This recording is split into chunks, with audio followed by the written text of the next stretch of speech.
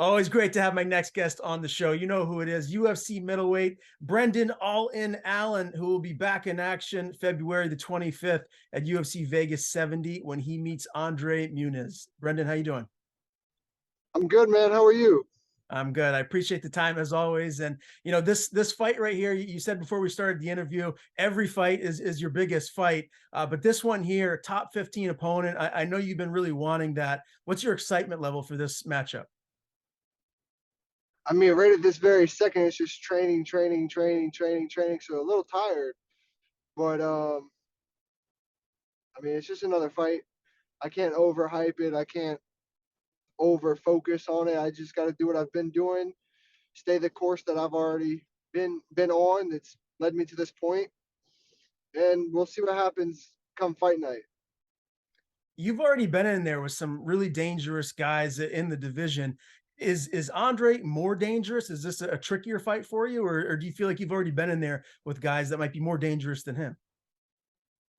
I mean, I think he may be like more dangerous in certain aspects, but I fought guys that are more dangerous than him in other aspects. So it's just everyone's got their quirks and the things they're good at and things they're not good at, and it's just about trying to find those things and exploit those things. And normally I'm pretty good at doing that, so I think I'm going to be very good to do it on fight night as well.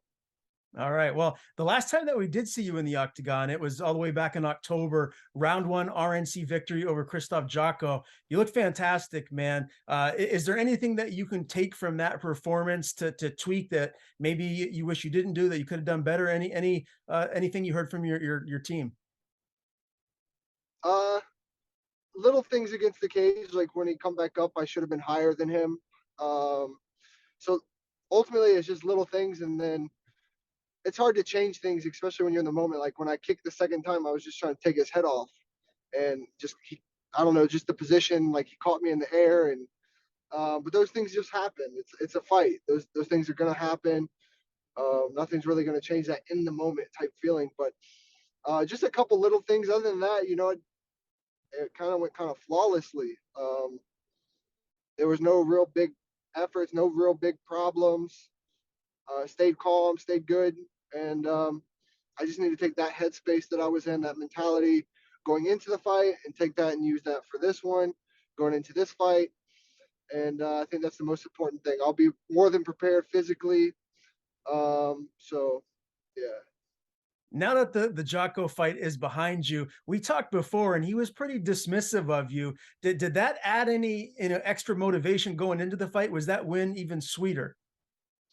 Now I knew I was gonna fuck him up.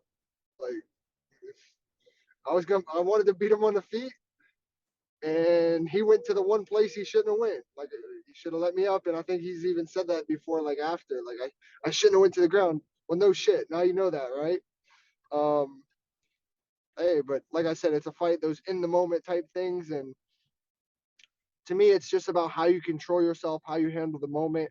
As I get older, as I get more experience, those are kind of the biggest things to me. Everyone's, especially at this level, is good physically, but it's like, what do you have here? How are you handling those situations? And normally, the calmer guy prevails. The more experienced, calmer guy prevails. So that's what I'm trying to be: calm, smooth, and just bring the guy from the gym into the cage and be as healthy as I can. And I think I'm fine everywhere. Like I know I'm good enough to be a champion when I'm 100%. When I'm on, I'm the best in the world, and that's what I'm striving to do every time is be consistent, be that on, and just be me, man. Me is good enough. I just need to be me, and so that's just what I'm striving for is that consistency. I love it. And speaking of champions, I wanted to get your take. UFC 283, we have a new champion. Jamal Hill beat Glover Teixeira, and then Glover retired after the fight. And we just saw him take so much damage in that fight, and he just wouldn't go away. He looked like the real life Rocky in that fight. What is your takeaway from that, and how good do you think Jamal Hill is? All right, so I'll break it like this. Like so I know Glover kind of through like when we go do like meet and greets and stuff like that for the UFC. Like he's always there when I'm there and we talk a little bit. Great guy. He's an amazing human, good fighter, but obviously it just comes to where timing and age just kind of gets you. Like, imagine Glover at this level at like say 34 when his body's like prime and healthy. You know, I think he's already a problem for guys at this level at that age. But man, Jamal's my boy, and it sucks it had to be against Glover because I do like Glover, but I'm so happy for Jamal. Like, I'm super happy for him. I've rolled with him, I've sparred with him, and I don't think people realize how athletic he is. Like, people just think, oh, he doesn't really care, like he's just kind of lazy. But man, he obviously hits hard, he knocks people out, and he's evolving, he's getting better, and he's an athlete. And obviously he's tough, man. Look, he took some big punches, like he has in his fights. You know, they're kind of rare, but he takes them. So I think he's going to be champion for a little while. And I'm super happy for him. I couldn't be more happy. But if I come up to 205, you tag Jamal, tell him I'm taking that belt. Well, I'm glad you mentioned that because I wanted to ask you, how much bigger is he than you? Is there a size difference? Man, Jamal know he got that beer belly. He's been drinking too much beer belly when I see him. But I ain't seen him when he's really in shape. But nah, he's a little bit bigger than me. I don't know the weight discrepancy, but for me personally, like, I'm the runt of my family. Like, I hold my body back to make 85. When I lift, like I just lifted for like 3 weeks when I was home, and I was already up to like, I think I put like 4 pounds of muscle on like in like a couple of weeks, which is hard to do, but just for my genetics and trying to hold my body back, it just wants to go up naturally. So 6 months, 8 months of me lifting and actually like working, I could be a solid 225. But just for now, there's just unfinished business, and I'm just kind of right there at 85. So it just makes sense for me to just stay where I'm at and stay what I'm doing. But eventually, I'll go up and mess around with those guys up there. But not Okay. now. I But love it. hey, they got guys. They got guys like Johnny Walker and fucking Ryan Spann. Like, Ryan's huge. Ryan's my boy too. I think he's got to be the biggest 205er on the roster. He has to be. He's huge. I ain't gonna put his numbers out there, but I know he cuts an insane amount of weight. Yeah, he is a massive guy. Well, I mean, like 205 way down the line, right? But right now, you got a lot of work for yourself to do at 185. I wanted to get your opinion on Sean Strickland's most recent win over Nasidinomov. And then we saw, Chris Curtis got a win over Joaquin Buckley. Are you watching them closely, hoping maybe to fight them again in the near future? 1,000,000%. Like, I was super happy that Strickland beat whatever the dude's name is, or Imavov, whatever the hell it is. The dude's too cocky and he's not even that good. Like, he got 2 wins and went in the rankings. Like, that's another reason rankings I think are screwed up. But yeah, I don't. The kid's nothing special. The guy Strickland took the fight on what, a few days' notice, and probably wasn't even training because after his fight with Cannonier, that was a month difference, 5 weeks difference. So probably took a little time off. I don't know, maybe. I don't know. I don't know what he did, but still, obviously, he had to be off a little bit. He wanted to fight at 205. So at least when we took it, he was only off for a week, and he wanted to fight at 95. So, but no, I was super happy Strickland won. I figured it would go that way. That was my guess, and I was super happy for him. But I'm a different one. So yeah, I hope to get the Strickland fight. Obviously, he's high in the rankings and he's doing his thing, but I just need to keep doing my thing, and we'll run that back on a full camp, and hopefully it'll be when it matters more. Maybe a main event, something like that. And same thing with Curtis. I'm not saying this is how it's going to happen because I'm not one of those guys. It's going to happen like this, or I'm not doing it. So I'm not saying that, but as long as I beat Andre, the only way I personally would like to fight down is off of Curtis, to run that back full camps, do what I need to do, take care of my business, and whatever happens, happens. I guess it must be safe to say if the UFC gave you an option to fight Strickland or Curtis after this matchup, you'd take Strickland just because of him being ranked, right? Well, Curtis is ranked too. I think, what is he, 14, 15? But Sean's a I lot don't know, higher. man. It's hard to say just because of the. Yeah, a lot higher. I don't know. It's kind of like a pride thing for me. Like, both was like I feel I was beating Strickland. And don't get me wrong, I'll rewatch the fight back, and it looks closer just on like camera angles. But me being in there and him being in there, we both know like he wasn't really hitting me in the first that much. Like I was parrying or he was grazing me, or he's like right there, like my whiskers. But so it looks a lot closer than it really was in my eyes. And I don't know, circumstances with Chris. I feel I was beating Chris. I feel it was pretty clear. Like he wasn't really hitting me. He'd come back, he'd hit me with one or two. Um, but also I was really fucked up for that fight. Like, and it's not his fault. It's not anyone's fault. It was just me. Like, it is what it is. Like, I still lost. It is what it is. They were better that night, but I don't know. I really don't know how to answer that one. I'll fight them both in the same night. To be honest, like, it's just a pride thing. I think more than anything. Sure. All right. Well, you might get your chance, especially if you get this win over Andre. Before we dive into the matchup and stylistically and all of that, how has camp been for you at Kill Cliff? Do you have anyone new that you've really been working with for this specific camp to get you ready for Muniz? Hmm. Uh, I think I've been. It's just been kind of a different camp. Like some of the guys have been gone. Gregory just fought. Ungla just fought, but he's back in the gym.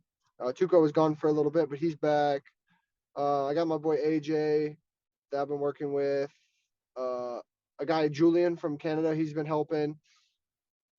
Uh, Fabio Charant, just trying to keep it southpaws. I feel like trying to keep it kind of close to the speed. I feel like Andre's gonna give. So no one super like particular though. Like I've went and done jujitsu with certain guys, went over these positions that I feel that that he's good at. Wall position. I've been with my guy Muhammad for against the cage. I don't know. It's just always different guys, so many guys to go around, and I don't know. I'm just kind of that guy. Just try to focus on what I need to focus on and do what I need to do. Focus on like when I break the tape down, what I feel that I can exploit or what I feel he's really good at that I just need to be careful of or sharpen up on. But he's a ground guy, man. He's a ground guy. I'm trying to do this quick little learning thing and learn this jujitsu stuff real fast. But I feel I'll be all right. All right. Well, let's talk about Andre. He's on a 9-fight winning streak. His last loss, you got to go all the way back to 2016. Tell me why you feel like you're going to be the one to give him that next loss. I mean, it's opinion based, but I feel I'm better. Like he's a jiu-jitsu guy. People think he's the best jiu-jitsu guy. But the difference is, and this is a key difference that people don't understand, right? This this isn't just jiu-jitsu. My jiu-jitsu is not bad. Maybe he beats me in pure jiu-jitsu, right? Pure rules, whatever.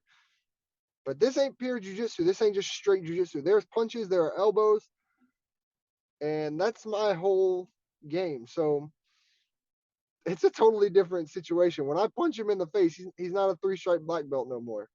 When I elbow him in the face, he's not a black belt at all no more. So he's good at what he does. He has very like good techniques, but he's never fought someone like me. He's never fought someone as big as me, that's faster, that's stronger, that knows what he's doing, that understands, that comprehends, that can do what he does, but I can do it better. And that's just really it for me. I feel I'm better everywhere. There's nowhere that he's better. He can't out wrestle me. He can't out grapple me. He's definitely not going to out strike me. So he's not going to out cardio me. So I don't know. I just obviously it's a fight. Anything can happen. We really can't control the outcome. We can control our preparations. But if I'm at my best and he's at his best, it's not a close fight. It's not even close. I break him in a round. I break him. He's gonna if that's how I feel. I'm gonna break him. But if not in one round before the end of the second, I'm gonna break him. Me at my best, him at his best. That's what happens. For this camp, with how good he is at jiu-jitsu, have you been doing a lot of like stuffing takedowns? Has that been a main like priority for you in this camp? Not really. I mean, I I'm not a big wrestler. Like I can wrestle, but I don't really care to because most of the time I feel guys and it's like, we'll just go to the ground. You can have that takedown. Um, but no, I don't really care. Like obviously I want to stuff his takedowns just to show him I'm a better wrestler too. But it's a fight, if I clip him and he shoots his little blast double, he gets me down. Okay, no problem. We'll go from there. Like I said, my jiu-jitsu is just as good. I'm just as dangerous as him. But the difference is, like I said, I'm not a pure jiu-jitsu guy anymore. Like I was there, I competed for years, but that's not me anymore. I'm an MMA jiu-jitsu guy, and that's where I think I'm the best is MMA jiu-jitsu. So, but again, that's my opinion, and we'll see what happens. We'll see who the best jiu-jitsu guy is in the division on fight night. Unless I just knock him smooth out in the first. I mean, before he gets a chance, but we'll see. I'm not opposed. Are you disappointed this fight's at the Apex? Are you hoping that this was going to be at a big arena with a bunch of screaming fans? Man, I tried to get him to move it to March 4th, but I don't know whose decision it was, but they just wouldn't budge. I wanted fans. A little disappointed it's going to be at the Apex, but hopefully we get a little bit more shine for it being at the Apex, a little bit more eyes. Either way, man, it's going to be a great fight. Like, I know he's tough. I know he's about it. I know I'm tough. I know I'm about it.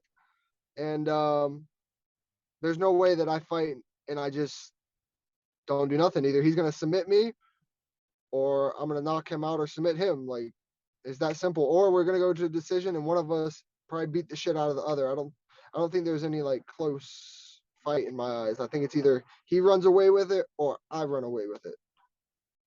All right. I can't wait to see you back in there, Brendan. It really is always great talking to you, my man. Again, February 25th, UFC Vegas 70. Brendan Allen meets Andre Muniz. Before we do sign off, just let people know where they can follow you on social media. I know a lot of people already do, but just let them know where they can go and follow you.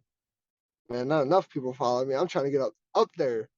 My Instagram's B_Allen185. Brendan Allen on Facebook. Damn, I'm all mixed up now, huh?